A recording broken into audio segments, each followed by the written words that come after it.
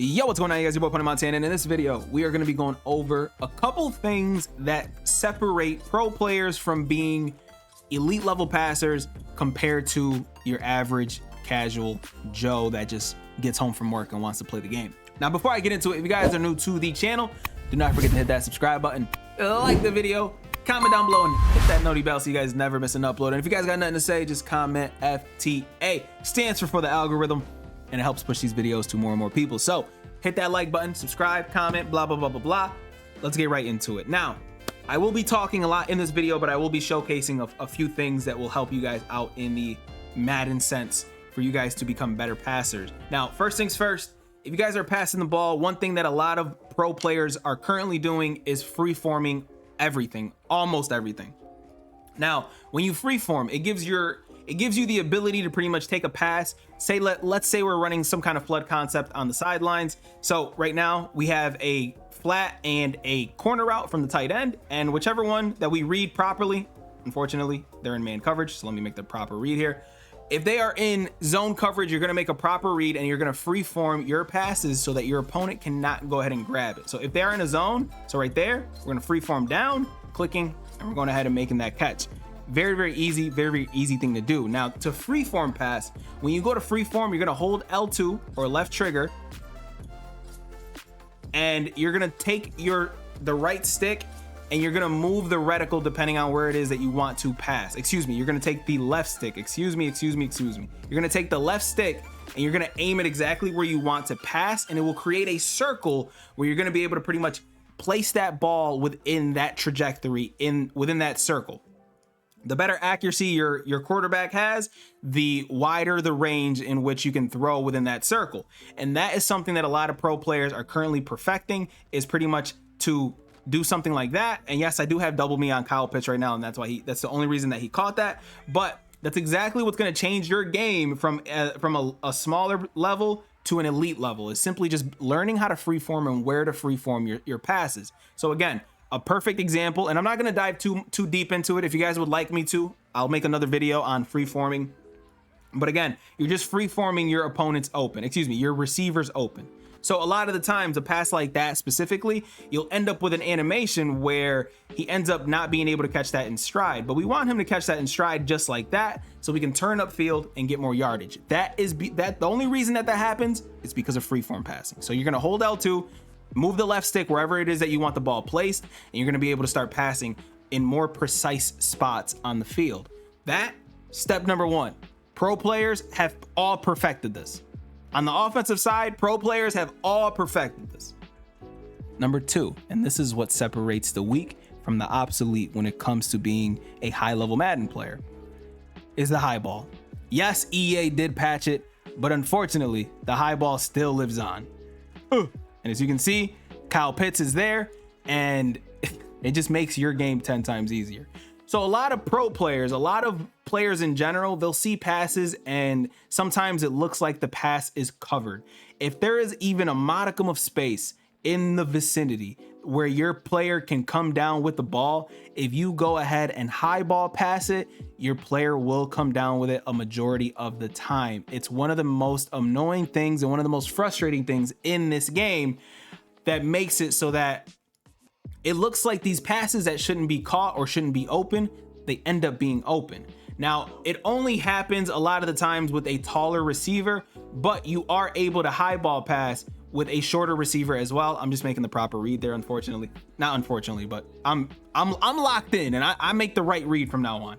But if they are in man coverage, and a lot of the times man coverage is where you'll see this happen. If they are in man coverage, you'll notice that there's just a small area, for room for error when it comes to throwing these passes.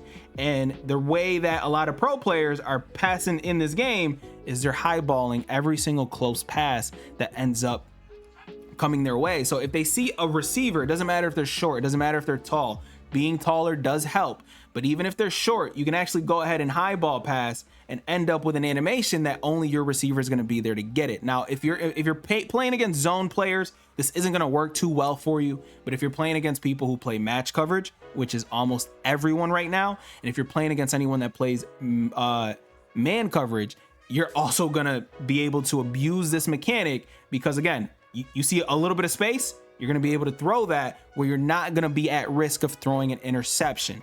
This is what the pro players are currently running. Now, how do you highball? Very, very easy. All you have to do is when you are throwing your pass, you're gonna hold L1. As you can see right there, this is a perfect example, by the way, of how the highball works. It looks like the receiver is there, the defender is there to actually guard that pass. Junior Seau is a 6'3", he's 6'3", 6'4", 6'3" linebacker glued onto his receiver. But because we went ahead and highballed this pass, we're able to make this pass easily. And unfortunately, in this game, you can actually do this with 5'10" receivers. You can do this with Tyreek Hill. You can do this with almost any receiver in the game and end up getting an animation where the defender's not going to be able to play it. As long as you have a step on the defender, and right now Kyle Pitts has a step on him, you're able to highball. Now, before I, just went on a nice little rant there. So the way that you highball is all you simply do is hold L1 when you throw, and as you can see, again, another perfect animation where it looked like the receiver was actually there, but unfortunately, because we highballed, this makes it so that the receiver actually isn't, and it ends up frustrating us because this highball makes it so that the trajectory of the ball makes it so that the defender cannot guard it at all.